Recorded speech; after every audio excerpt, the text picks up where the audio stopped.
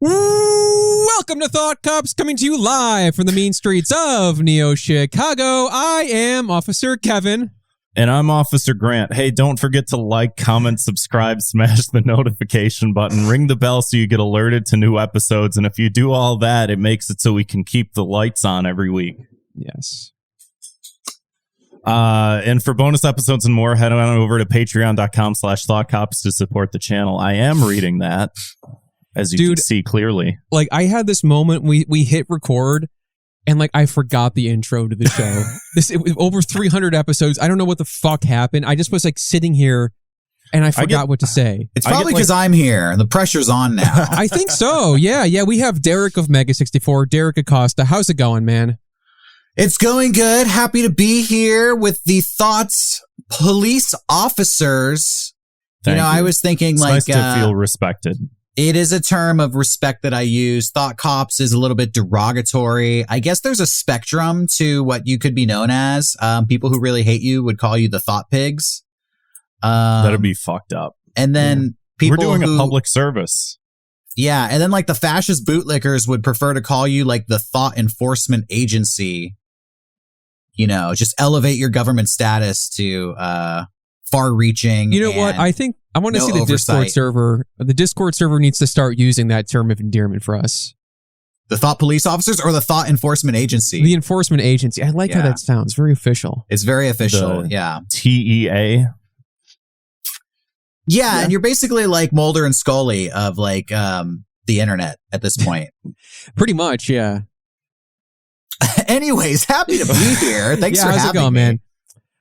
Derrick, I want to talk to you today. Let's just cut right to it. You have a new horror comic coming out. There's a Kickstarter for the project live right now. It's called Fobia. Tell us a little bit about that. Yeah, it's called Fobia. If you go on Kickstarter and you look up Fobia with an F, because apparently I don't know how to spell Fobia. Just kidding. It was on purpose. You'll find. I saw it. This is like a small thing. I saw Garrett post about the comic book, and I saw he spelled it like Phobia, and I was like, wait, did I spell it wrong? Then I went back and checked in the document. Like, no, I had it right. I never showed him the documents. We just talked about it conversationally. So kudos to him that he actually, he spelled phobia correctly. To his credit, I purposely made it hard and fucked it up.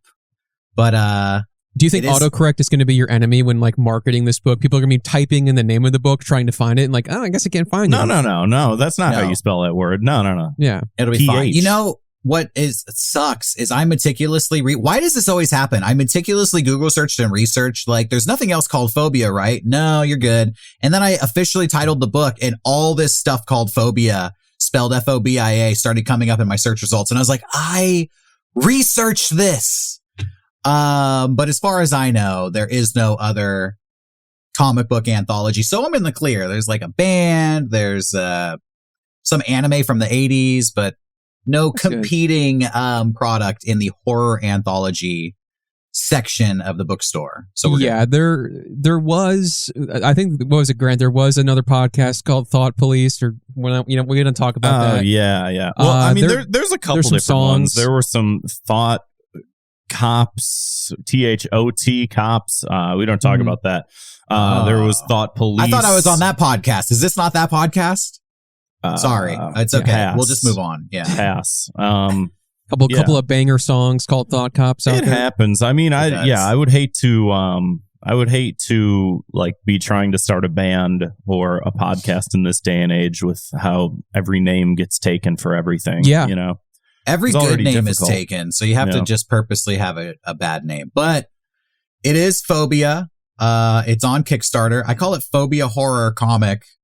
That's the Instagram if people want to follow it. And I have been told, I don't know if this is true. You can look this up for yourself, Thought Cop viewers. It is currently the #1 horror anthology on Kickstarter right now. Wow. With no promotion, with no outside promotion, just entirely bootstrapping it from the ground up. I've been promoting this on like my Twitter and my Instagram. And I've been going around with Mega 64. We did PAX last week. We did a live show. We actually did PAX 2 weeks ago. 3 weeks ago, we did a live show a week and a half ago in San Diego. And between those two live events, I literally like punk rock style went to Kinko's and printed out like hand flyers with a QR code on it. And I was like handing them out to people. Go to my pre-launch page, my Kickstarter pre-launch page. The thing wasn't even live yet, just telling people to follow it. So that's the promotion that I've been doing. And when we launched it on Thursday, I think it's been up for 3 days now. It blew me away. I didn't expect, I had so much fear going into this because we're asking for way more money than I wanted, that I felt comfortable asking for. I'll be honest with you. Mm-hmm. I've definitely heard that. I feel like we've had a number of and we'll continue to have a number of comic creators on the show specifically recently.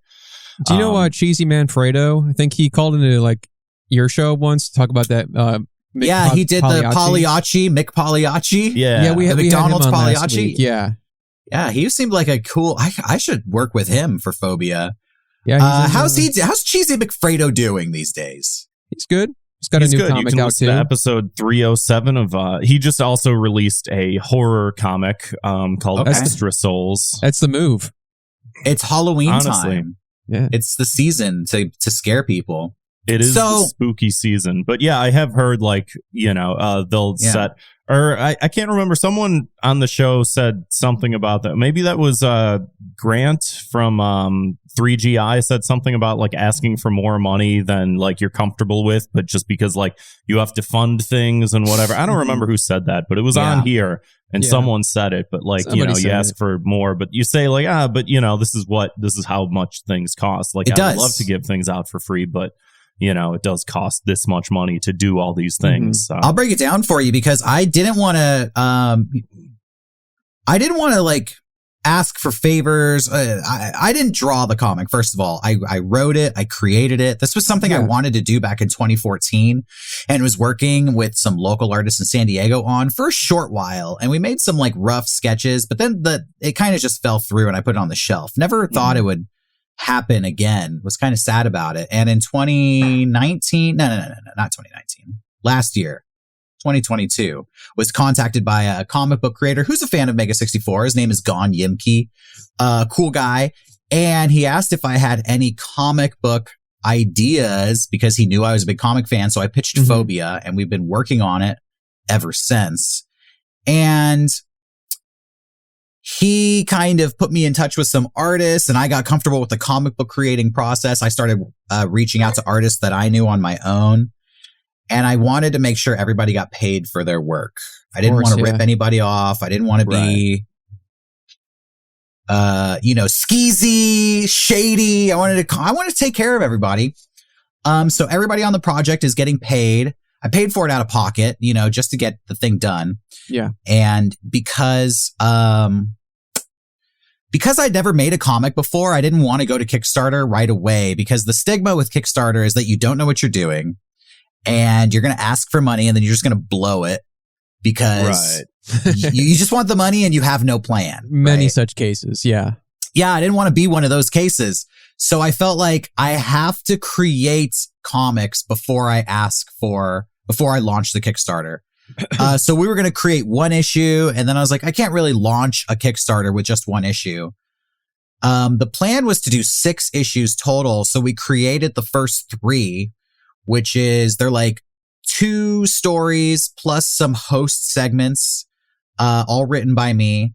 And, they're actually like, the process of creating those 3 comic books made me feel so proud and so confident because as the stories were coming in, I was like, holy shit, this is like some of the coolest stuff I've ever made.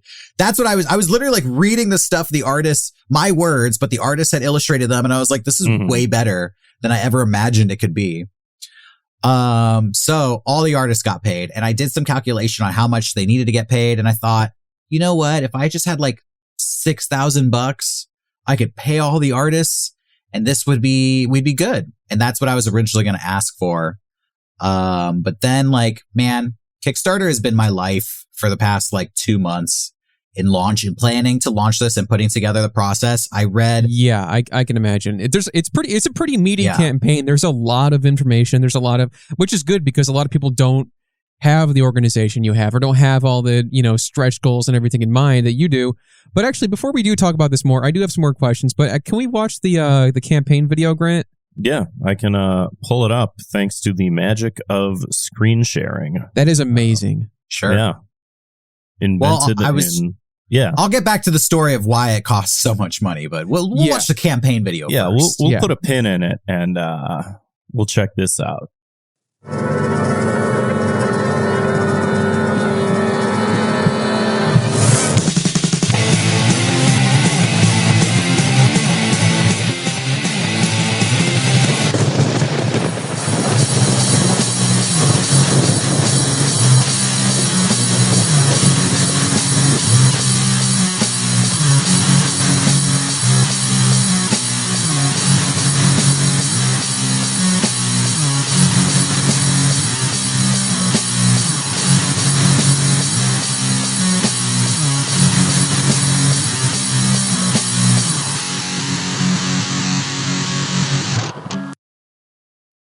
If you're watching this at home, this looks great. If you're listening at home, imagine some scary images.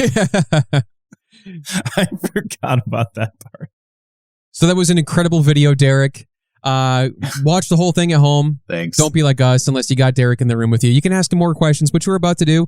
You want to talk a little bit about the financial situation with Kickstarter, like how much to ask for, what is appropriate, what is too much, too little. That seems very confusing. Basically, like I was saying, I was only going to ask for like $6,000 or $7,000 just to get the thing funded, but Kickstarter has taken over my life for the past 2 months, and I've pretty much read every piece of documentation, advice, strategy that you can find provided by Kickstarter and provided by other companies. I never intended to educate myself so much on the topic of crowdfunding, but I wanted to make sure I did it right. Oh, and for sure, yeah.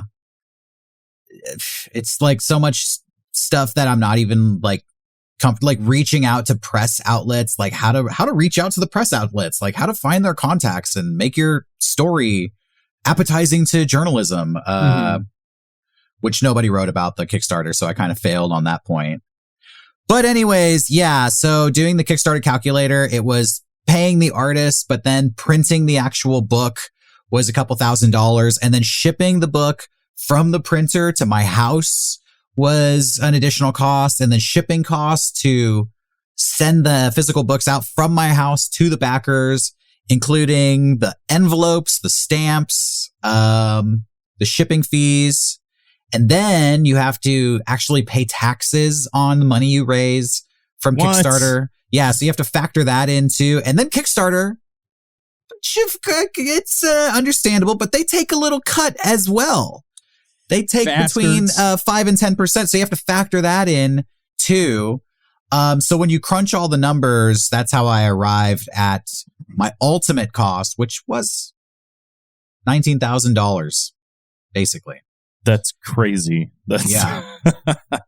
It was a lot. That is, when you hear artists talk about things, that is always like the obligatory. This is my least favorite part of this is the marketing and the number crunching and whatnot. But it's obviously, if you're going to do something like this, very necessary. Well, little secret about me, I actually really like number crunching. I just like to be like accurate with the stuff that I do.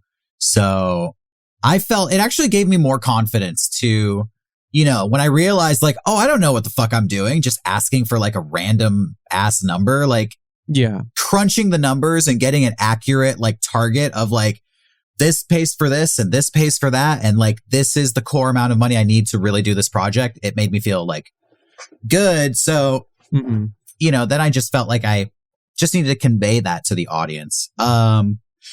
We launched it, and my fear was that I wouldn't hit that goal, that I would get like the original amount, like $5,000, then it would just stop. But it has pretty much like, we're on day 4 now, and we're like 85% funded, which is very exciting for me, very humbling. Derrick, we're going to give you the Thought Cops push and just get you over that hump at the end. Yeah. That's why I'm here, baby. This is what it's all about. If every one of our listeners donates, I don't know, $1, you'll have $1.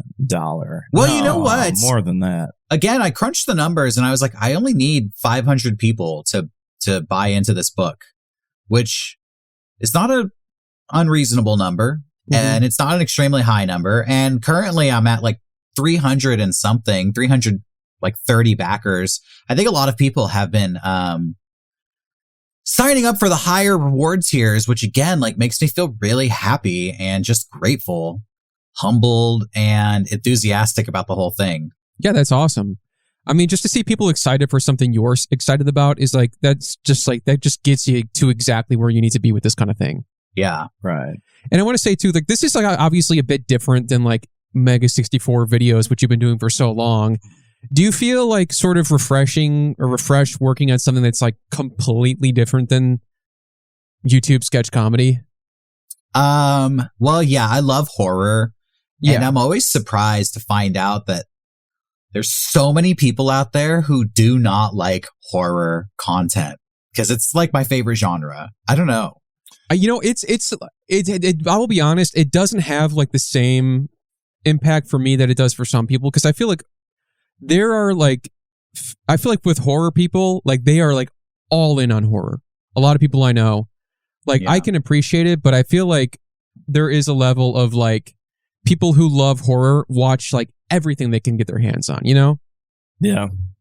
Well, I think that there is a lot of bad horror. Horror to me is like pizza. Even when it's bad, it's good.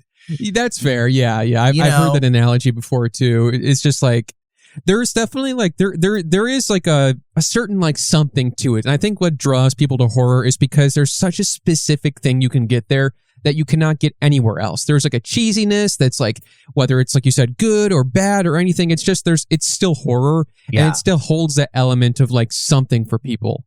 At its like best, really does something. I feel like, you know, it'll give you chills. It'll make a shiver run up your spine. You'll feel like this feeling inside the pit of your stomach, which I just think is like a fun, alluring feeling.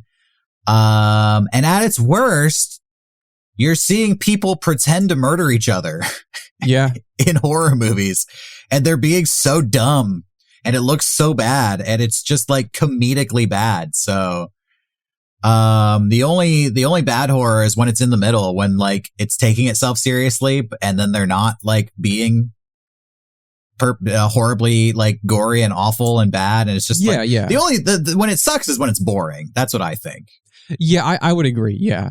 I mean, like, would you get scared by horror movies still? Like, if you've seen like so many of them, horror movies, horror comics, horror anything, or do you just kind of appreciate the pulpiness of them at this point?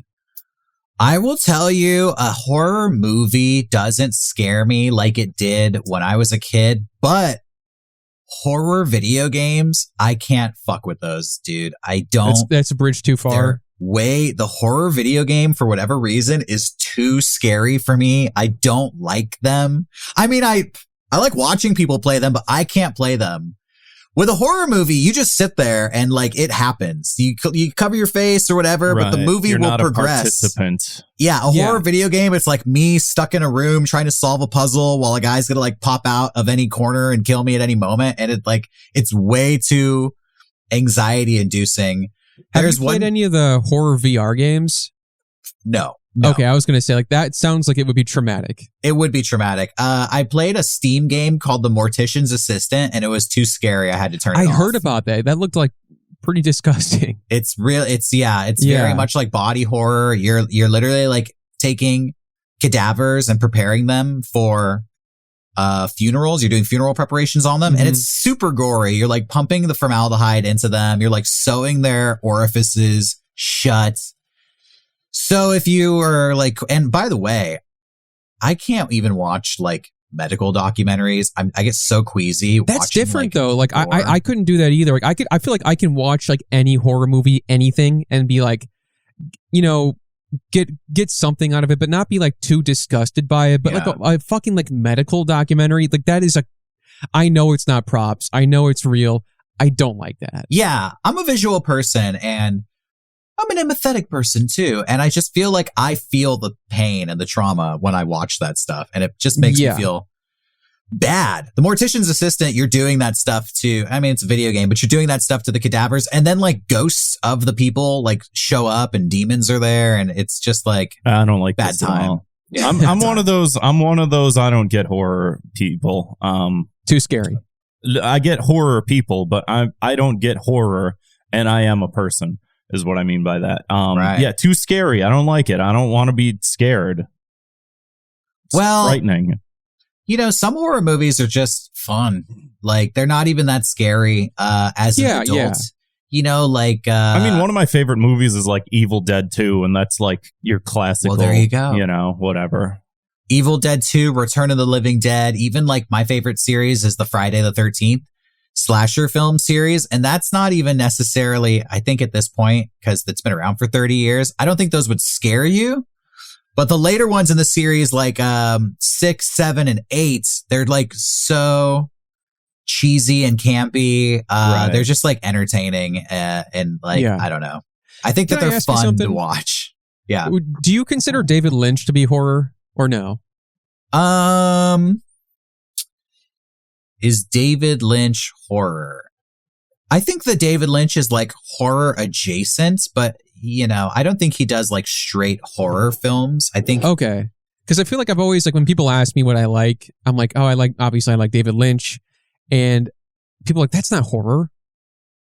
I'm like, I don't know. It's scary it's scary in the way I like it to be. You know what I mean? Yeah. I like stuff that's like psychologically scary, or not even like scary per se, but disturbing and like makes you unsettled in a weird way that makes your skin crawl. Besides of like, you know, somebody popping out of a door really fast. I mean, obviously jump scares are sort of controversial in general, but yeah, you know, he does, you know, like thrillers and suspense films. Now I haven't seen every David Lynch movie, so I'm sure people out there will be like, well, this movie's a horror. Yeah. I have heard that about Mulholland Drive. People have like listed that as like, you know, top 10 horror films. And it's like, and I sort of get it, I guess, because there's some, you know, some elements of that in that movie. Yeah. But Mulholland Drive, that's with Naomi Campbell, right? Yeah. I love that movie. I would consider that more of like a psychological thriller. Yeah. Spoiler, I'll spoil the movie. I feel like that movie is about a woman who has lost her mind. Like literally she's had a break with reality, and you're just watching the movie through her perspective. Now there's that scene in that movie, I think that's the one where there's like the dumpster man, right? Yeah. Yes. That is like that's a beautiful horror scene. And if the whole movie was on that level, that would be like an amazing horror film. And that is like one of my like all-time favorite scenes at any movie ever. Yeah. I love every moment of it. I think the rest of the movie is a little bit different. I think a lot of directors will incorporate a horror scene or a horror element into an otherwise non-horror movie. I remember watching Minority Report with Steven Spielberg. And there's a scene where Tom Cruise has to go talk to check out the psychic kids who are in the pool. And they're just like floating there. And he like gets real close and they like jump out of the pool and grab him. Yeah. And I was like, you put a fucking jump scare in your sci-fi action movie? Like... You know, it's less expected there. Like when I watch a horror movie, I'm expecting probably at least one jump scare. When I'm watching Minority Report, that shit's going to make me like lose it because I'm like, I did not think that was going to happen. It honestly, it annoys me. I get angry when that happens. I appreciate it. I actually appreciate, you know, I think all great film directors can like play with the genre and kind of float in and out of different types of movies, all within the scope of one film. It transcends genre. That's fair. And that's why he's the master. You know, he just throws a little horror scene at you, and then he moves back into the action sci-fi realm. Yeah, I think sort of to Kevin's point, like anytime I try and like explain my relationship with like horror movies to people, I'll be like, I don't know, like Perfect Blue. You know, because that's not really horror, but I like the psychological shit, you know, the weird, trippy, like there's something deep down about the idea of like body doubles and like that type of shit where it's like, or like you're losing your grasp on reality and like no matter what you do, you can't like gain it back is like horrifying to me, you know. For sure. I think thriller is a genre that is horror adjacent, and suspense films are a genre that is horror adjacent. But they're a little bit more subtle, a little bit more tactful. I think horror movies, it's hard to pin down like what separates them from a thriller other than like, I don't know. It's hard to put it into words, you know, showing you graphic stuff with that.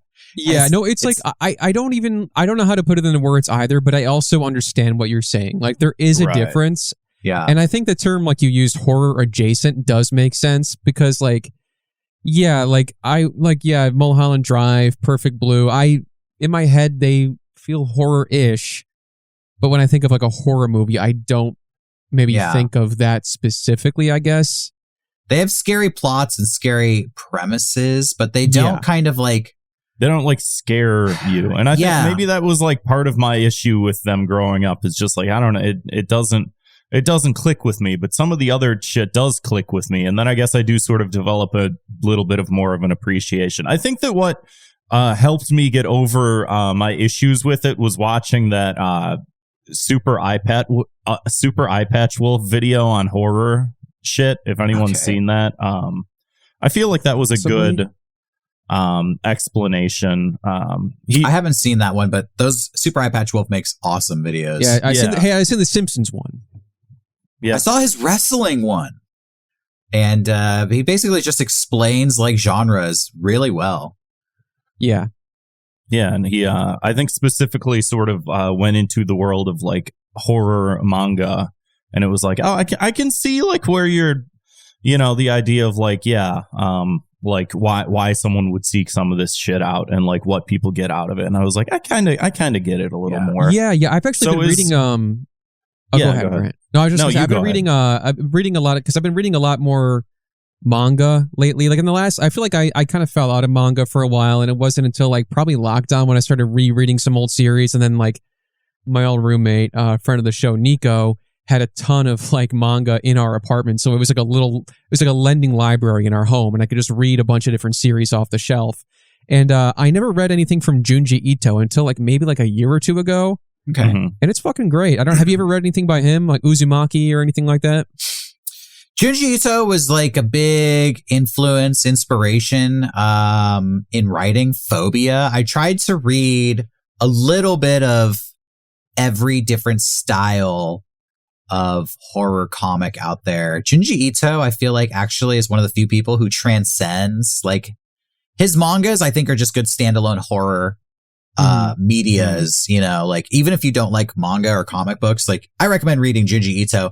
I read his like short compilation of shorts, like which one? Shiver and Smashed. Yeah, Smashed was so good. That's my favorite one by him, like the one with the fruit or whatever that was so delicious that people couldn't stop eating. Yeah, an allegory for mosquitoes. That was really inspiring to me because he based this whole amazing horror story off the idea of like, what if we were mosquitoes? Yeah. You know? Which isn't even like clear. I had to like read the story a couple times and then like, oh, I get it. It's mosquitoes. He's got the Junji Ito anime is actually coming out, I think, next year. Yeah, I've been kind of excited because I remember Uzumaki, not just Junji Ito. Sorry. Yeah, they did like a short teaser trailer for that like in 2020, and I was like, oh, this looks incredible if they're still going with the same art style and whatnot. It's sort of like black and white-ish sort of whatever. Yeah, I think color is used like when needed sparingly. Or something. Yeah, I love that. That's awesome. Yeah. Derrick, we actually have a question here from one of our listeners here, from Joe. Okay. He says, hey guys, been a fan for a long time and have always enjoyed the way that Derrick talks about horror over the years, and I'm really excited for Fobia. Just wondering what your favorite type of horror is and if there's anything in particular you'd like to see done more often. If I can stick a third question in too, then what do you think is the best medium for horror? I've been really into horror audiobooks lately. It feels so different to horror in film, but I'm not so sure why. Thank you, Joe. Horror? I can give you the bullet points though if you want. No, I get it. Like horror audiobooks. I'll start backwards. I haven't listened to any horror audiobooks, but horror fiction books have pretty much been, for the last few years, the only thing that I've really been interested in reading.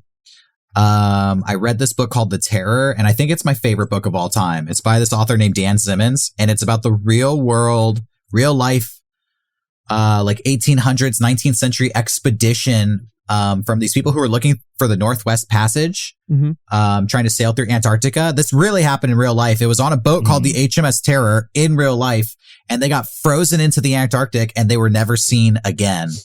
So he uses that as a jumping off point. So it's like a historical fiction horror of what happened to them when they were frozen in the ice up there.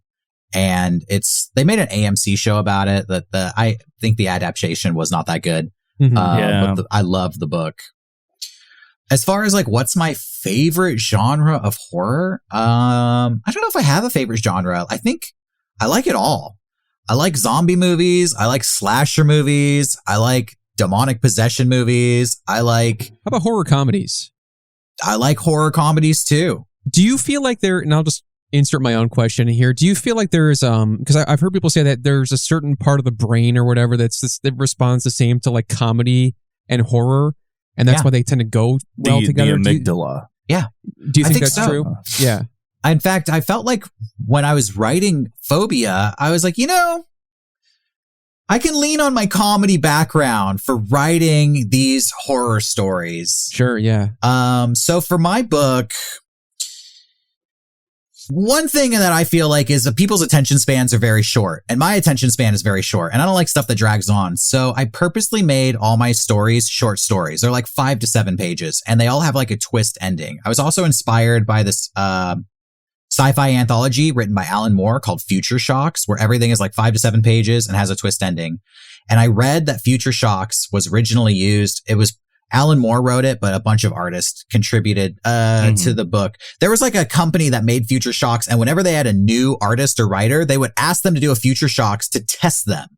And they would say like, let's see what you can do in 5 to 7 pages. If it's good, you're on the team. If it sucks, now we know you suck and we didn't waste a lot of time. Yeah. And so because I'm new, I felt like I need to prove that I can do this. I'm going to do the test. I'm going to prove that I don't suck. I'm going to basically do my own Future Shocks, 5 to 7 pages with a twist ending. And that's kind of, it's similar to making people laugh, right? You have to do a setup that's interesting, and then you give them an unexpected twist at the end. In comedy, the unexpected twist is funny and it makes them laugh. In horror, the unexpected twist is tragic and it kind of yanks the rug out from underneath them. And it's like, oh, fuck. Like, I didn't want that to happen, Right. No, that makes a lot of sense.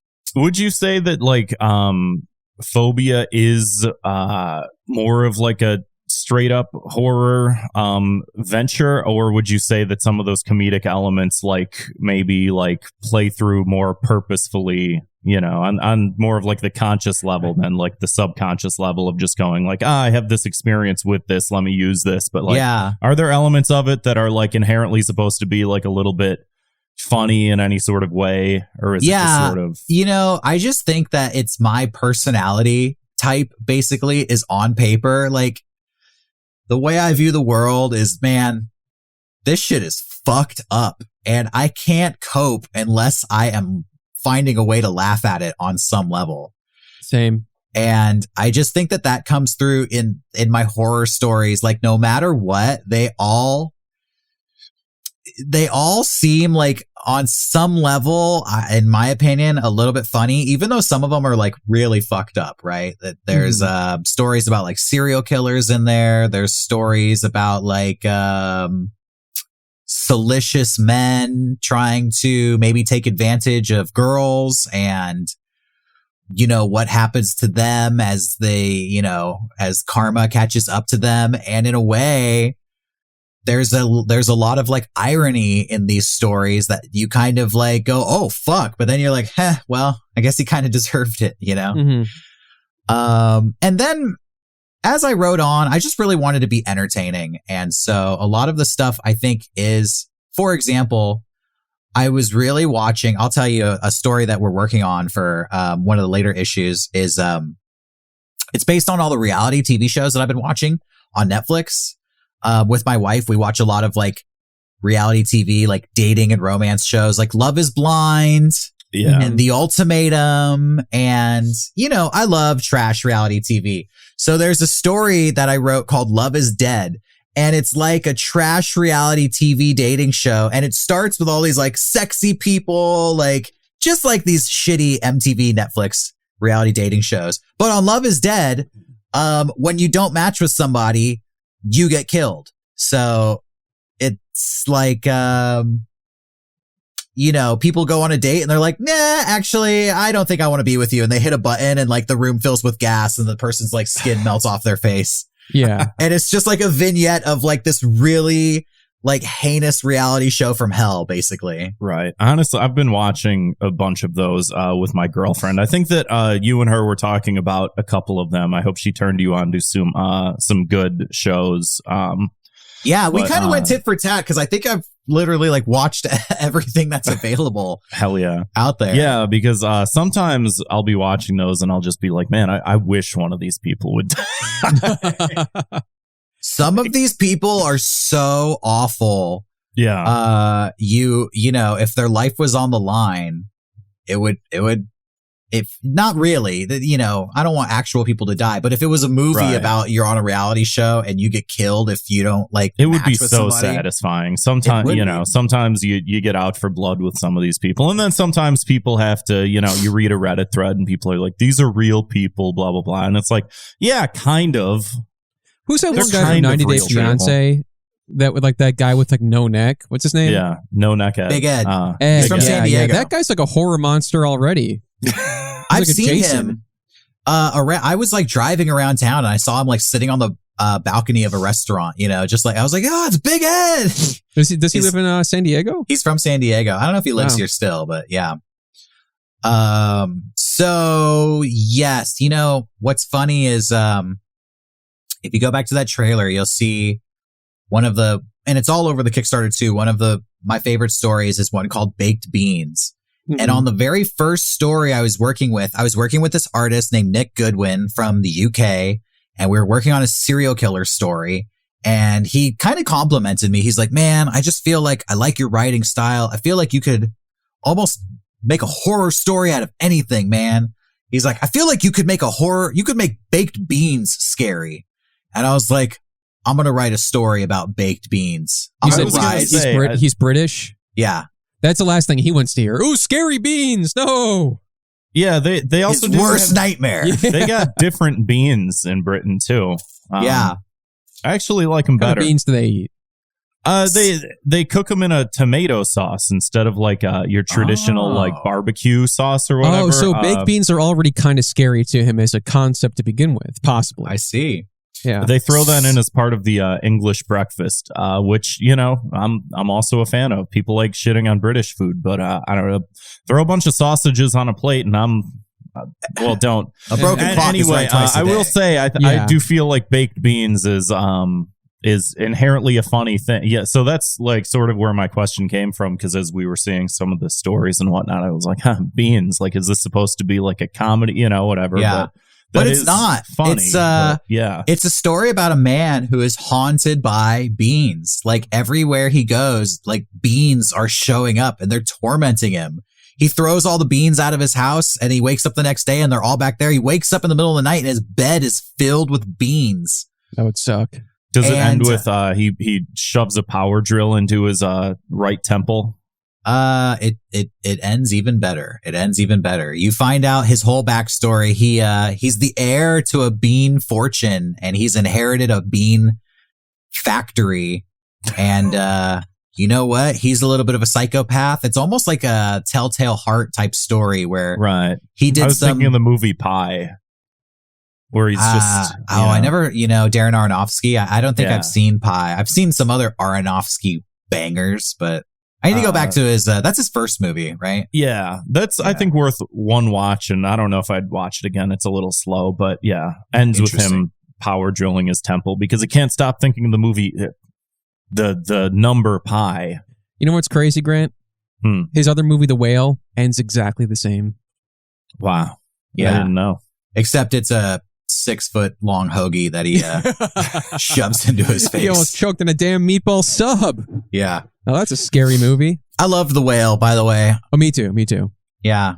I love that the movie starts with this like, well, whatever. We don't have to get into why I like the whale. It starts, I feel like it depicted the most repugnant person you could imagine, and it kind of sets out this challenge. Darren Aronofsky is like, okay, you're going to start by really being disgusted by this person, and hopefully by the end of the movie, you're going to see what makes them beautiful. Very true. Yeah. So interesting movie. If we can actually switch gears for a second, I did want to talk a little bit about Mega 64. Sure. You guys just had 64X recently. Yeah. Seemed like it went off to a resounding success. It was a big hit. Thank you. Yeah, I've been very busy. I missed the stream myself, but I did catch some of the highlights. And I saw that you guys had some guests on there. You had Jay Weingarten. Uh-huh. And you had Nirvana the band. Yeah. And I played a very, very tangential role in making that happen, believe it or not. I don't believe it. It's true. So the guy, so our friend Slime, Walker, whatever. Yeah. He's the one who basically facilitated that whole meeting to happen. Like he looped Garrett in, got the whole thing to happen. But he was trying to get a hold of Matt Johnson for quite some time. And Matt Johnson was in Chicago several months ago at the Music Box Theater for a screening of Blackberry. Amazing movie, by the way. Have you seen it? No, but I want to. Dude, you got to see it. It is. I think you'll like it a lot. But he was there, and then Slime was like, "Hey, after the movie, can you go up to him and ask him when he's going to PEI, which is like where he lives in Canada? It's like he was doing a screening there, and like what his plans are." And I was like, "Fuck it, sure." And I just went up to him and I was like, "Hey, man, love the movie." And I just asked him the question point blank, and he was like, "Oh yeah, I'm going up for a friend's wedding." I'm like, "Oh yeah, my friend Walker was trying to like reach out to you for a film screening." So then he ended up getting back in touch with him. The screening happened. Slime gifted him a copy of version 4 and then looped him in. Nice. So yeah, just one of the little thank you. Well, what do you want? You want a royalty? You want a commission brag fee? About myself. Yeah. Basically, is that so much to ask for? Yeah. No, I played very little role in making that happen, but it was still cool to see you guys, collaborate, because I'm a big fan of you guys, big fan of them. Yeah, and I think they've talked about Mega 64 before, in one of their videos like kind of a while ago.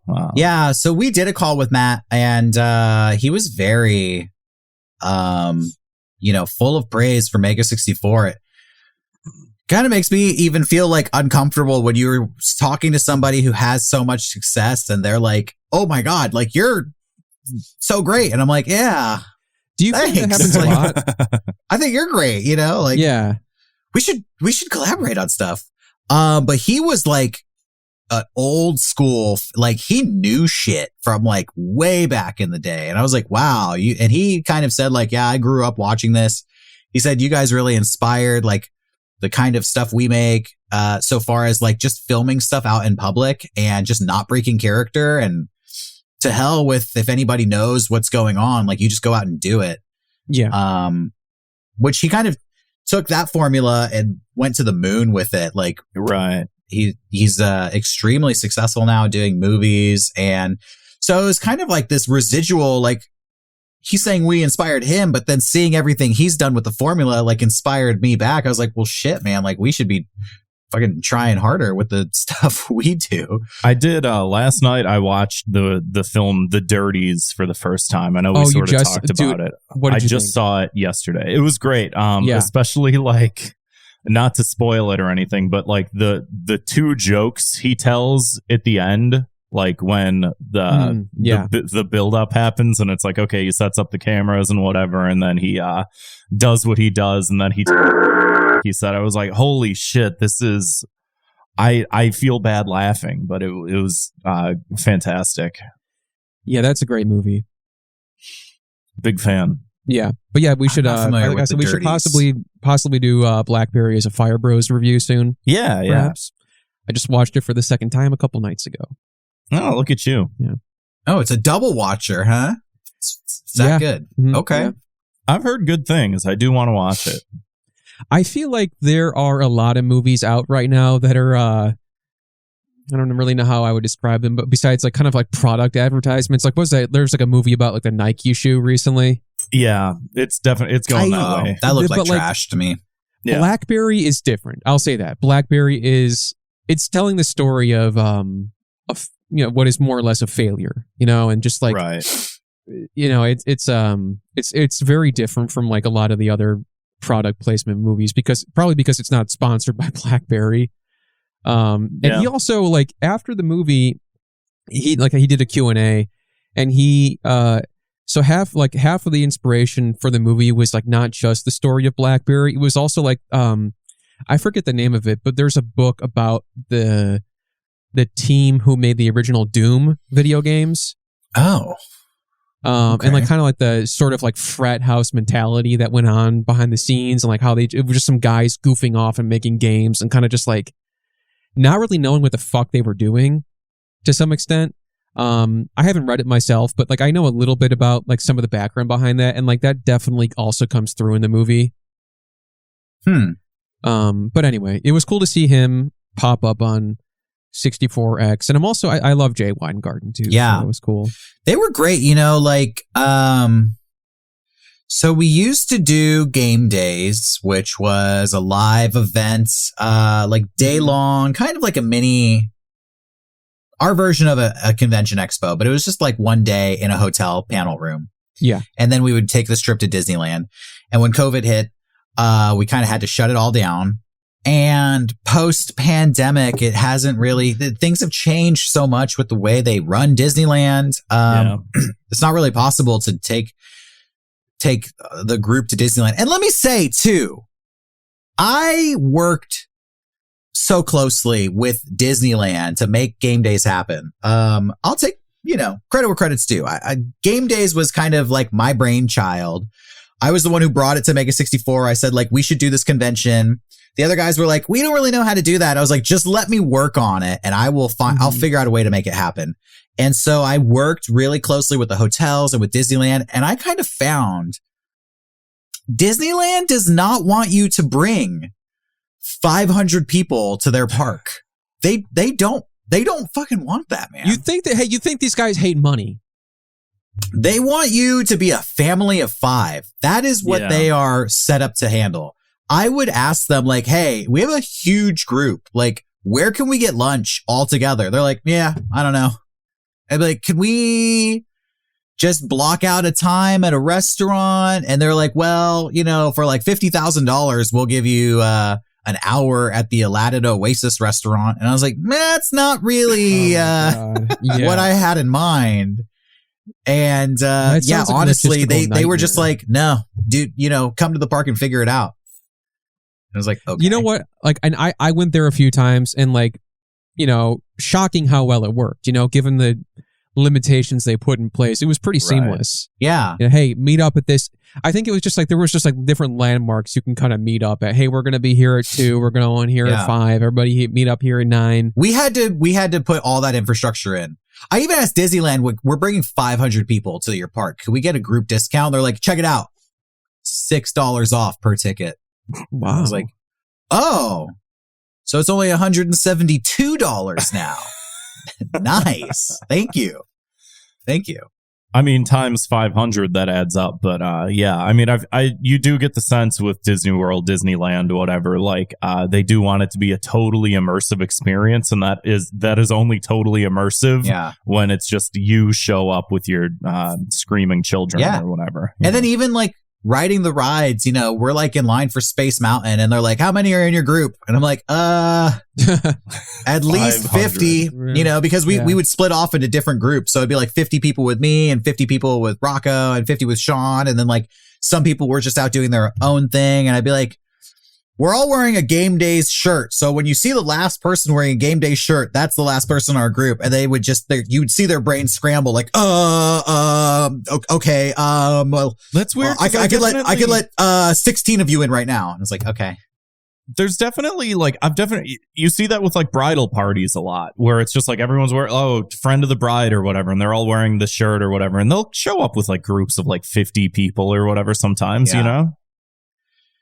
They don't, I really got the impression that this Disneyland is for like a family, like 2 parents and 3 kids. And that is what they are equipped to handle, like multiple small groups, but not one large group. So it's safe to say that probably won't happen anytime soon. Well, now you have to reserve. You have to like get a reservation to go to the park. So what about Super Nintendo World? It's just weird. So, Super Nintendo World, I'm assuming you haven't been there. I have not. It's very small. Yeah, that makes sense. It's at Universal Studios, and it's one section of the park that is probably like the size of, like a football field, but cut in half and like it's a box, basically. There's like one ride that you can do there, and the rest of it is like little interactive experiences. Mm-hmm. If we brought 500 people to that place, dude, that's not going to work. We would annihilate it. And I went in like May, and it was like being inside a oven. Like, Jesus. Oh God. It's all brightly painted colors. So the sunlight like just reflects back and forth and focuses in there. And because it's high walls and there's no ventilation, there's no breeze whatsoever. It was so scorching hot being in a valley. Land. Yeah. Yes, Jesus exactly. Christ. Well, hey, it's like, hey, some people go to Nintendo Land, everybody else go to Springfield. Some people show up at Harry Potter Land, and you know, that's it. We did consider taking it to Universal Studios, and we considered taking it to Knott's. And I'll be honest, like, I don't really even need the theme park aspect of it, because I got more enjoyment out of the Game Days event itself, which was kind of turning into like a mini comedy festival. It would be us. We would have Keith Apicary one year. We had Neil Hamburger. We had Buckwheat Groats do a comedy rap performance. We had Brandon DiCamillo from Jackass and CKY on Skype, just taking personal phone calls with people. The Aquabats showed up one year. Like, I just really loved getting really funny, famous people to come and perform, and it's like a 5-hour block schedule. Yeah, that was like my favorite kind of place. It was like tailor-made for me. It was like a big comedy show / convention / hangout, because like I would fly out there, and like I had a group of friends like who live in California who I would go to these things with, and it was like, okay, that was the one time a year I would see them. We get together for game days, go to the convention at the hotel, you know, see the comedy shows. There's like a merch table and all this stuff. It was like, I kind of missed, like, I used to go to conventions like every year for a long time with like my group of friends, like anime conventions, and that kind of fell off after a while. And I feel like game days, like, kind of filled that in. And I definitely appreciated that a lot more. Like, I still had fun at the theme park, but I appreciated like what you're saying, like the show and the convention element to it a lot more than the waiting in line to go on the log ride. Yeah. So I could see it coming back just with that element. And then if you want to go to Disneyland or wherever, like, do that on your own time. Yeah. That makes sense. Yeah. So with 64X, it's kind of like that aspect of it. Just getting some funny comedy people to come contribute to our live stream that's on a 5-hour block. It's kind of like a digital version of that Game Days experience. A little bit. I could see that. And you guys have your second leg of your tour coming up soon, don't you? That is true. We did so we did the last Laugh tour back in 2021. Now we are doing the farewell tour. Every tour has a name that implies that we're breaking up. So if we do it again, it might be like Mega 64 Gone for Good, We're Dying tour. I don't know. But we did the Midwest and the East Coast back in July, and in November we're going to do the West Coast. So I think it's like San Francisco, Portland, Seattle, down into, I think we hit up Phoenix, and I know our last show is in Los Angeles. We're doing 8 shows. Oh, we're going to Canada as well. So. Oh, cool. What, Vancouver or something? I believe so. Yeah. And I've never been to Canada, so this will be my first time. Cool. Yeah, we both saw you in Chicago. It was a great show. Sorry for the rat. Apparently there was a rat on stage. I didn't see a rat on stage. I didn't either, but like who pointed that out there was a rat? Like was it like somebody like at the theater who was like, hey, by the way, sorry there was a rat? Yeah, a guy from the venue apologized that a rat ran across stage, and I was like, bro, if I saw a rat on stage, you would have heard screaming like from down the block, you know. It would have been like that scene from Dumbo. When he jumps on the chair. Yeah, exactly. No, I didn't see a rat on stage. And and I'm glad I didn't. No, I would have been fine if I saw. I mean, who cares? I know Chicago's full of rats. It's the whole reputation of the city. Apparently, we're the rattiest city, which I don't know. New York has a rat czar. Yeah, that is in charge of exterminating. Yeah. Well, Chicago doesn't, and that's the difference. I think you're right. Yeah. We have a bunch of those signs up in alleys where it's like, "Don't feed the rats." Okay. Well. Yeah. Chicago is good, but you know what I noticed about Chicago? And can I be honest? Be brutally honest. By all means, yes. Please. I don't know what it is about Chicago, man. The audience there is so vocal. They were. It was kind of annoying. We toured all over the Midwest. We've been all over the country, can I say, because we've toured twice. Yeah. Only in Chicago do people shout shit out the entire show. I don't know. And I'm on stage just thinking like, this isn't a conversation.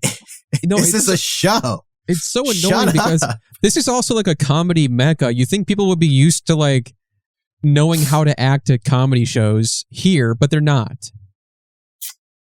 You know, it was fine. It's the part of every city has a little bit of charm that makes it unique and it makes that city special. And the unique thing about Chicago is the audience, they get involved with the show. They shout shit at the show.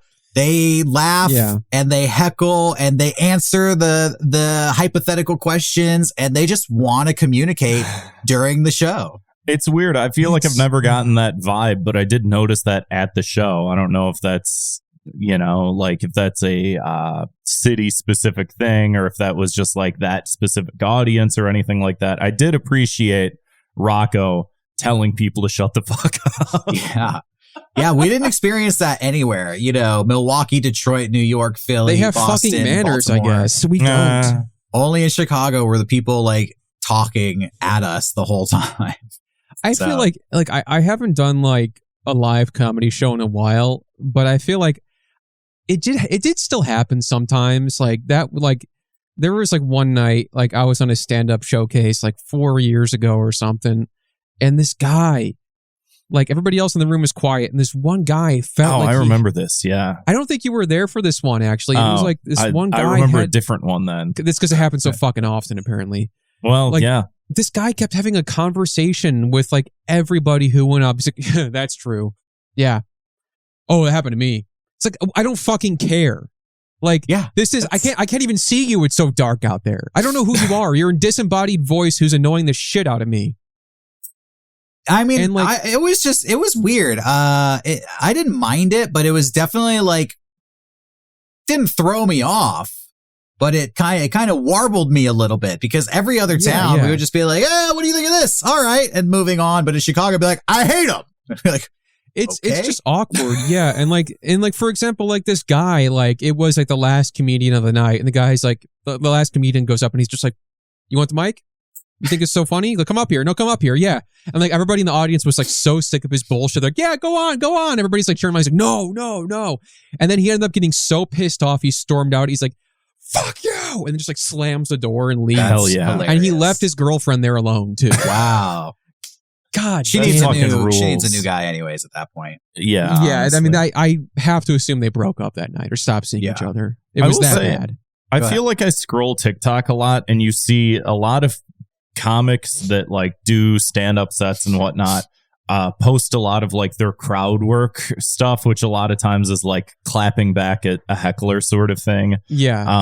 And I just gotta wonder, because I think the point of doing that is like, if you're actually like a working comic and you're going on tour, you don't want to put up like your highlight reel of like all your best jokes so that by the time you like tour to a different city, someone's already heard your joke on on TikTok or whatever, right? Mm-hmm. But you see a lot of it, and I almost wonder if it's having like the reverse effect of people think that like, oh yeah, I can do this more. Like I can, oh yeah, no, the comics love when you, because then they get to do this and then they get their little moment or whatever. They can put it on TikTok. They can, whatever. So like, yeah, I wonder if that's like causing more people to heckle.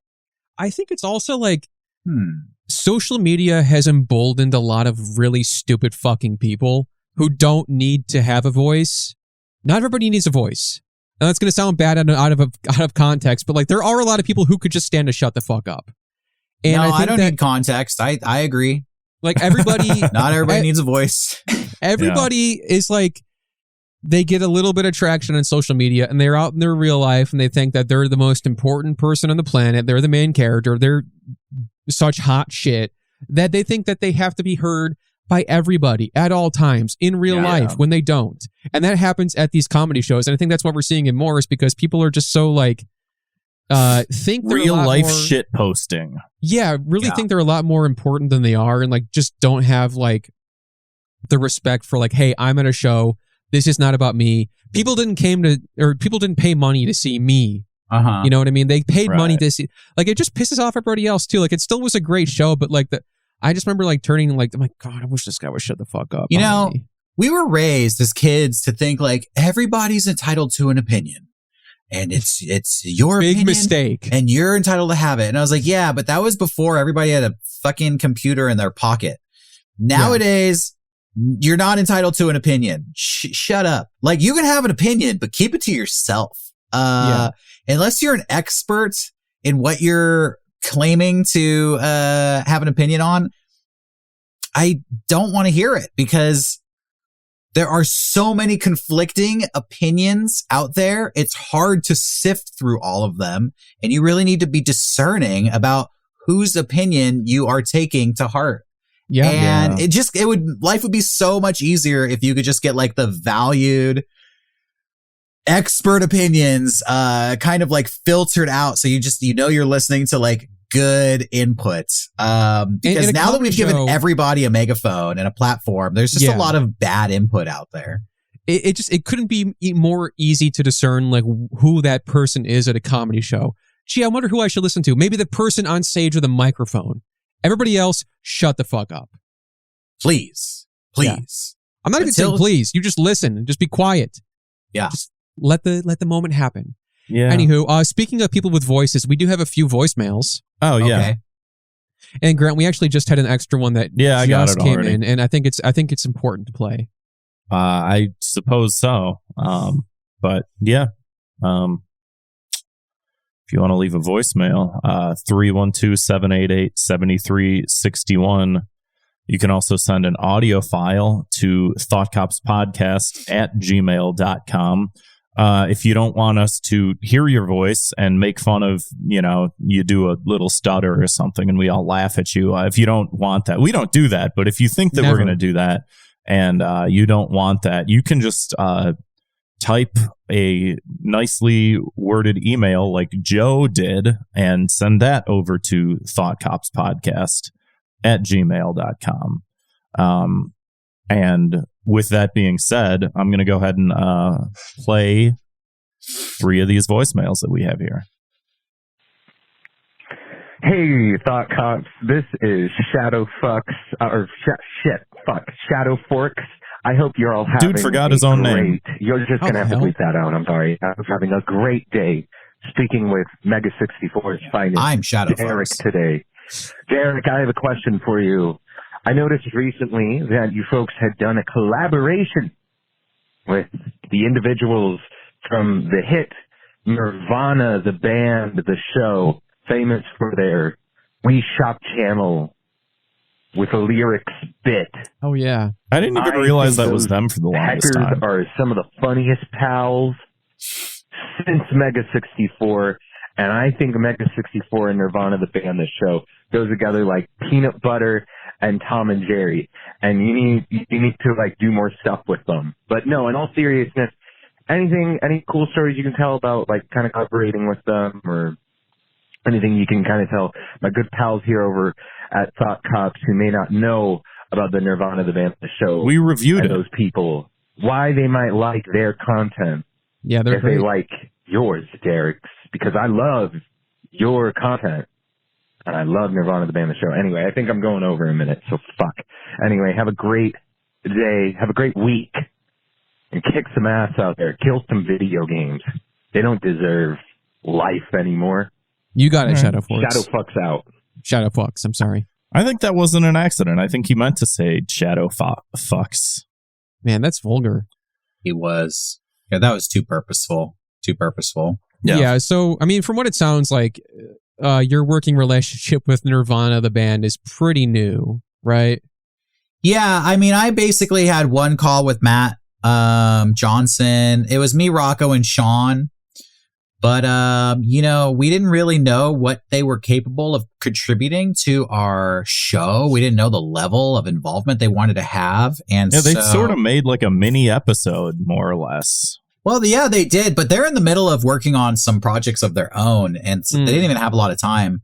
We kind of prepped them. Before we met with them, I kind of sat down and I wrote out a bunch of ideas.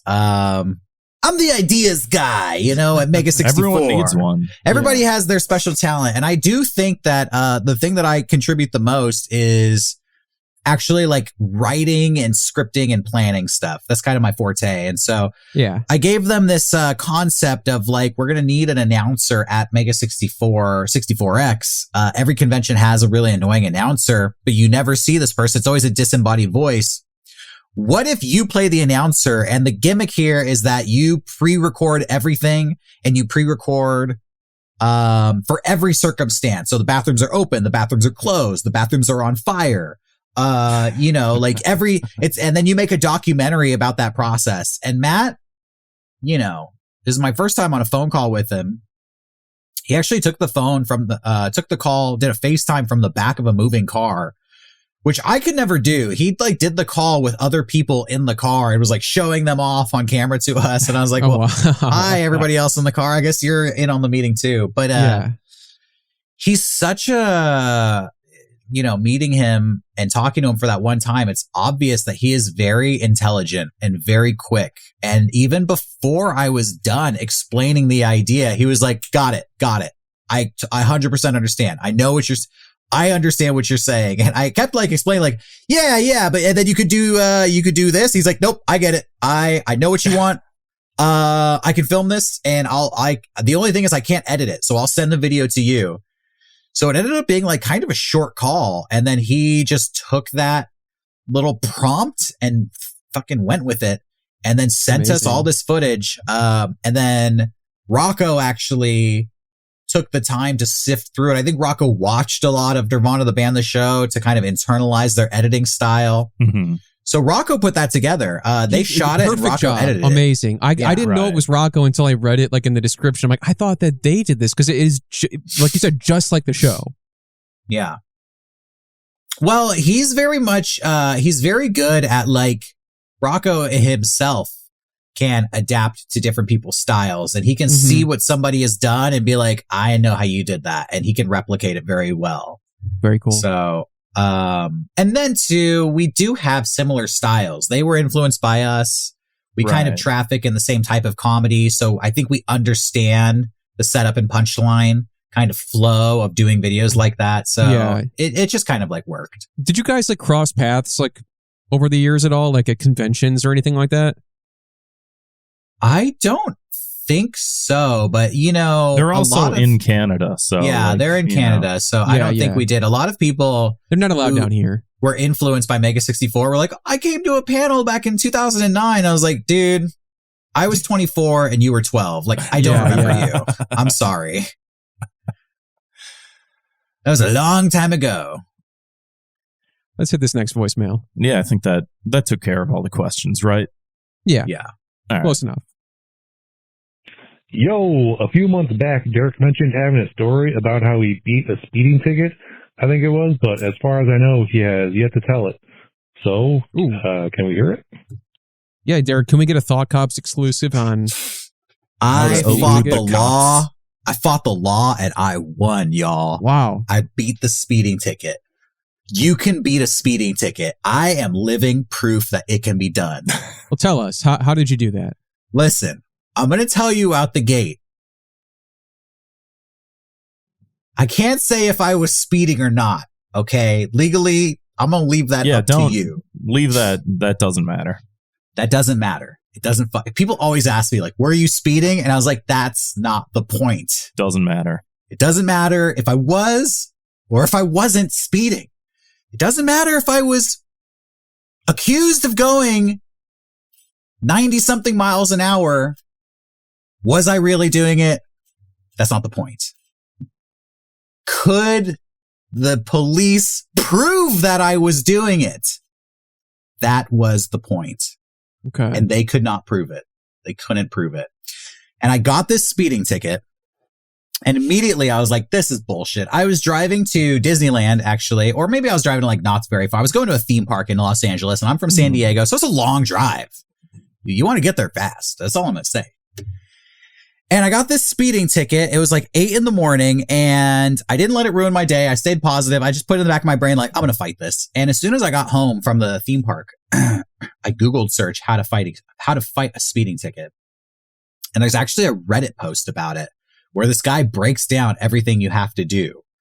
And it's basically like, immediately write down what happened from your point of view. Write down every detail you can remember, because when you start to build your case, all of these details are going to lend to your credibility that you remember the events. What time of day was it? Where were you?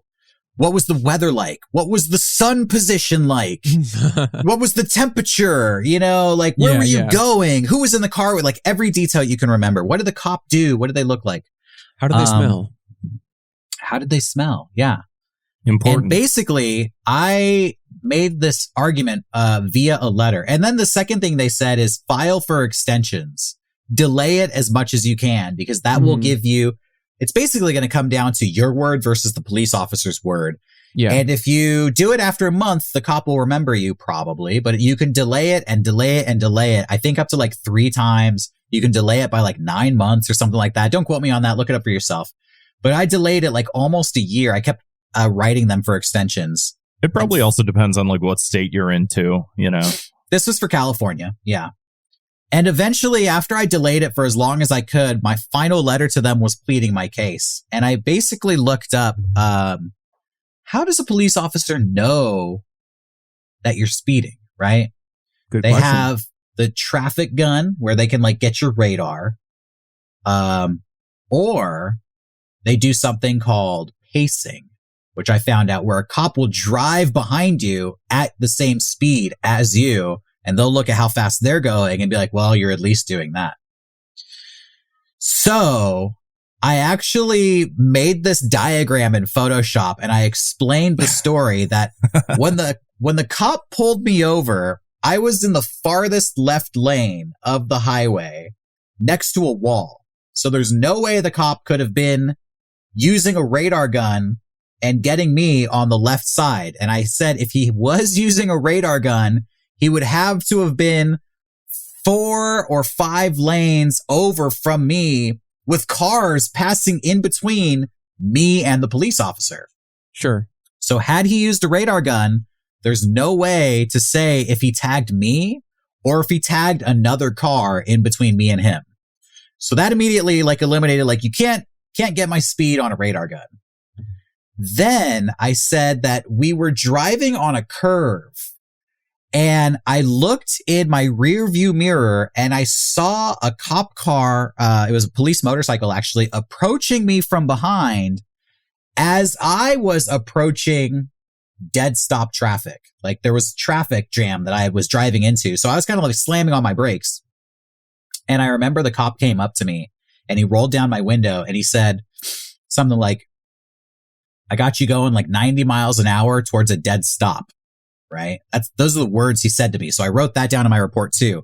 And I made this argument that, like, can't believe I'm explaining all this. No, this is helpful. This is helpful. Riveting. I made this argument that, clearly, because we were on a curve and I had come around the curve, the cop had lost sight of me from whenever he had, seen me supposedly going over the speed limit. And I made the argument that as he was approaching me, he was speeding up to catch up to me while I was slowing down. So if he was looking at his speedometer to get my speed, that's not actually reflecting my speed. That's reflecting his speed. That is true. Trying to catch up to me. And I had already passed him. And then the final thing they said is you have to supply an alternate explanation for what happened. And I said, I believe that the police officer did witness a similar car speeding, but then lost sight of that car coming around the curve and approached me, assuming it was that car, to which I was already slowing down and he was speeding up. So you can't say if it was my car that was speeding, and you can't say what my speed was. So how are you going to hit me with a speeding ticket? And I won. And that is amazing. That is amazing. But I got to ask, was it worth the effort? Honestly, was it worth it? It's 100% worth the effort. Okay. Yeah. Cause I was looking at $90, $100. It was like 170. It was like $200, $172. Oh my God. And it would have been a point on my license. And I think I would have had to done like traffic school. So it was 100% worth it. Yeah. And I actually wrote the check and I paid the ticket and I mailed it with my case and they refunded me my check. So that's what happened. Amazing. I paid it off and I was like, but I don't think I'm guilty and this is why. And then they sent me the check back and they're like, yeah, we find you not guilty. There you go. Hell yeah. I've heard sometimes. You heard it here first, folks. Sometimes if you just show up to court and if the police officer that's like charging you doesn't show up themselves, that they're just like, you win. Yeah, but this was 2 hours away because I live in San Diego and this was closer to Los Angeles. And I didn't have to show up. I just wrote a letter and I won. Amazing. That's good. Yeah. I had a client one time that got some sort of a ticket in Wisconsin and then had to keep showing up to court in Wisconsin, like 2 hours away sort of thing, 2 hour drive. And like, there was something about like Wisconsin laws and their ability to like suspend his Illinois license or something like that. And so he had to keep driving up there and, the people that were like prosecuting him sort of thing were like, kept like having to delay themselves. So he'd like drive up to Wisconsin. They'd be like, oh, we can't do your court case today. Actually, something happened. And he'd like have to drive all the way back. So he was up and down to Wisconsin like two or three times. Christ. Just fucking stupid shit. They don't care about you. They're just making money. It's just a business to them. Truly. Pretty much. Speaking of business, let's get on the last voicemail. Hey, Hot Cops. This is your good buddy, and I think you know who it is calling in. I think you're for real, like literally in the middle of the episode with Derrick. So if it doesn't play in this one, it's no big deal. I won't hold it against you. Dude, I gotta tell you, Internet Crime Report, shit that's been driving me up the wall is the woke nonsense of the so-called classic Hollywood film Brokeback Mountain.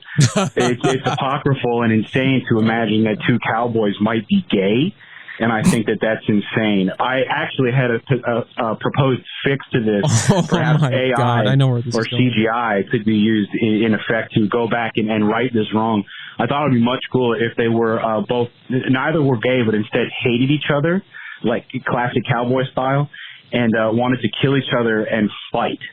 And at the same time, there is a tornado that's ripping through the area, some sort of wind event that takes them both up into the sky along with the town, creating mayhem and destruction around them. But their hate for each other is so severe, almost more severe than their penis butt gay love, that they continue to fight while airborne in the hurricane. Instead of Brokeback Mountain, it's called Brokeback fucking dudes fighting in a hurricane. I thought that would be good improvement. That's my 2 minutes of hate, folks. Give me your stink. Give me your thinks.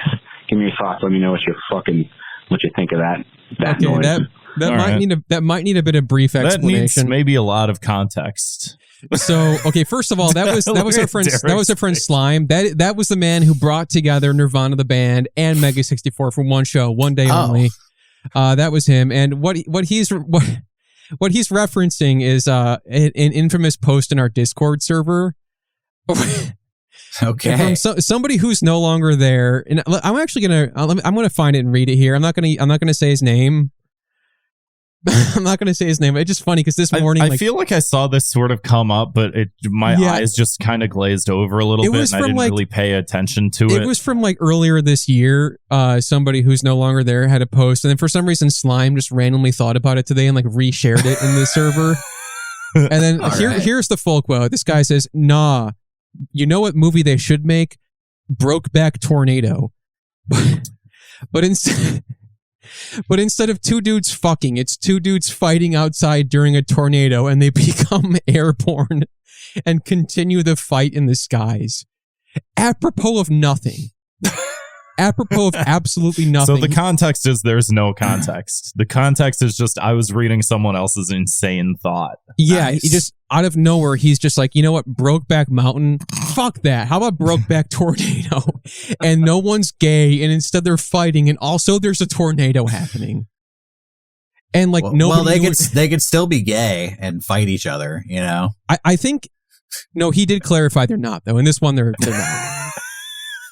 For some reason, it's like almost like he's like it's like, what is this, like homophobic reboot of like Brokeback Mountain where we just forget they're gay because there's a tornado happening. Point of the movie. Like all gay people are incapable of fighting each other. Like there's no personal beefs. Yeah, believe it or not, in the queer community, there's too much love. You cannot be homosexual and fight each other if there's a giant tornado happening at the same time. You just turn straight.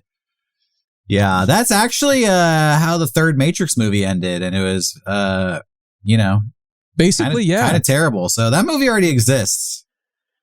You know, happy to say to that person that movie does exist. It's called Matrix Revolutions. It's Matrix Reloaded. I don't remember. Yeah, whichever. Yeah. There's actually, I don't want to pile on this guy too much, but there's one more quote here that somebody else please read it. Resurfaced here from again earlier this year, where he says, "I've been getting such a I can't even say this with a straight face. I've been getting such a crazy rush from holding hot plates from the oven directly after coating my hands in cold water. It's like I'm rolling the dice on whether or not I will get burnt." And then he sends 2 dice emojis. He says, "I haven't got burned yet, but let's see how long I can keep it up." And this guy, that's pretty funny. There's no irony to this. Like this guy was like straight up like trying to be cool. Yeah, man, I just straight up coat my hands in cold water and see how long I can hold a hot plate from the oven. Again, no fucking context for any of this. This is a good segment we can maybe Unfortunately, he was unable to type about the time he burned his hands because his hands were so severely burned. He didn't want to tell us that. He lost the use of them. He was afraid he'd lose our respect. Yeah. Oh my God. Yeah, this is a good we can weave this segment into season 2. I mean, honestly, why the fuck not? Just like dogpiling on like everything one guy said. I mean, I kind of feel bad, but I also don't like. Well, it's it's content. It's content. Everything's content. Yeah. Well, thank you for the message, Slime. Yeah, appreciate it. Yeah, thanks for explaining that to me. I was confused. I was confused too. No, I woke up that our good friend Slime was homophobic for some reason. It seemed out of character. But. Yeah, no, it was strange until I realized. No, because he like randomly, like I don't know why he was thinking about it this morning, but he like pulled this like thing from like almost a year ago out of nowhere up, and he said, "Just remembering this and can't stop smiling." And it was the quote from the Brokeback Tornado pitch. Brokeback Tornado. It's always the greatest when like something jogs your memory and you think about that and then you spend like hours trying to search for it and then you find it and you're like, oh my God, I found it. And you're like, it's not as funny as I remembered. I just wasted 3 hours. Sometimes it's funnier than you remember. That is true. In hindsight. And like there was and I don't know if I should even say this, but there was like a certain internet comedy group that had a controversy recently, and I was like kind of following it a little bit. I'm not going to say who they were. You could probably guess, but they had like a mailbag episode. And like I just randomly remember this where like our editor Zwick sent them a big blanket with our friend Asterios Kokonos' face on it, thinking it would be good promotion for his podcast. And then they opened the blanket on the show and were like, "Ooh, is this guy some kind of famous pedophile or something?" And just like showing his big face on the blanket with no context. And it was just like, they could not have backfired any worse. No. Don't call him a pedophile. Yeah. It just was like, oh my God, dude. You never know. What? I fucking love stuff like that. That's what happens when you try to control the narrative. It always backfires. Yeah. Yeah. Anyway, if that inspired you, if you have anything you want to remember from the Discord server specifically, give us a call. 312-788-7361 or send us an email or audio file to thoughtcopspodcast@gmail.com. Again, check out our Patreon, patreon.com/thoughtcops. We review Barbenheimer, Oppenheimer, and Barbie separately, and as well as a lot of other stuff. And we got more coming soon, so check that out. Derrick, before we go, where can people find you, and let us know again where can they find Fobia? Yeah, so go to Kickstarter and look up Fobia, Fobia, and you will see my horror anthology comic. It is apparently the #1 anthology on Kickstarter right now. And it's all fully advertised, marketed, created by me. You can find me on the Mega 64 YouTube channel, still writing and creating content for them. And other than that, I mean, those are my two focuses right now. Mega 64 and my comic book. I have creative projects in the works, so I guess you can follow me on Instagram at Derrick Acosta. You can follow me on Twitter at Gustavo, GOOSETOFFOH. Yeah. I've been following. You've been also, obviously this is a conversation for perhaps another time, but you've been doing a lot of music videos too. I direct music videos here in San Diego. That's something I've been doing for a long time. I think I did my first one in 2011. Anything upcoming you want to promote real quick, specifically? Just follow my YouTube channel and you'll see. I mean, it's a lot of like sporadic stuff. I mostly do it for my friends here in San Diego. The music video thing it went up for a while. It's kind of come down now. Music videos is like weird, Yeah. The whole music industry is very like, you have to know somebody. So to do it as an independent artist from the outside, I really just do it for fun because I like being a filmmaker and I just like making cool stuff. I'm working on a couple short films that I'm either acting in or on the crew on here. Yeah. I mean, like, God, San Diego. And like, I mean, we could easily have you on for another appearance and talk about so much more stuff. Cause I feel like you were doing like a lot of stuff. God, I wish we'll save it for next time, but I want to ask you about that play you were in and stuff like that too. But dude, I did a play. I ended up being a producer on the play kind of unwillingly. I got sucked into that role.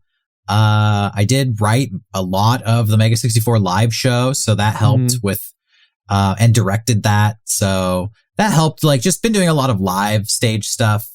And, I don't think a lot of people even know this. I got cast in an independent horror feature film that is going to be shooting in April. So that'll probably be available next year. Cool. I'm staying busy. I'm doing a lot of stuff. Sounds like it. Yeah. Yeah. But my comic is the #1 thing that is at the forefront here. That's the current big project for me. And there's like 3 weeks left to get in on it. If you want to pick it up and get a copy, go to Kickstarter and look up Fobia. Hell yeah. Yeah, let's get Derrick over the line here. He's so close. You give him like $5, you could be the last $5 he needs. You never know. Yeah. You can give me however much or as little as you want, but just go check it out. I'm not looking for money. I'm looking for people. I need 500 people to join this campaign in some capacity. So check it out. And if there's anything, and I'll tell you what, I'll add this. If you are interested in making your own comic book, I put together a behind the scenes rewards here. That is a list of all of the literature I read about comic books and making them. So how I learned how to make comics. And it's the script template that we used. And this is something that's hard to find. Nobody has, like, comic book scripts are really rare. You can't really find them anywhere. I wanted to ask you a little bit about that. I feel like I'm coming up with like all the good stuff at the end, but I feel like that's got to be at least a little bit different than writing a script, right? It is. It's 100%. Like, there is no real like educational system on how to write a comic. A lot of comics are created by an illustrator who writes and draws it themselves. And then I don't know what it is. Maybe the industry protects their trade secrets, but how do you write a comic for somebody else to illustrate it? Well, I put together a package with the literature I read on writing comics, the script template that we developed to use that we actually sent out to make this comic. And very cool. There's sample scripts from Fobia. So you can kind of like see what the script said and then compare it with the book itself to see how it all translated. That's actually super helpful. I mean, to be honest, like I've been mulling over the idea of like teaming up with somebody to write, or, you know, I would write it, they would draw it. I have an idea for something I've been working on for a while. So shit, I may have to take a look at that. The behind the scenes package is up there. I want to educate the people so they can make their own comics. Awesome. Yes. Fobia Horror Comic Anthology, now on Kickstarter. Go check it out. Derrick, thank you so much for coming back on the show, man. Thank you, Thought Enforcement Agency. And thank you for the respect. Yeah, you deserve it. Appreciate that. All right, y'all. Thank you for listening. Thank you for watching. We'll see you on the other side. See you, Space Cop.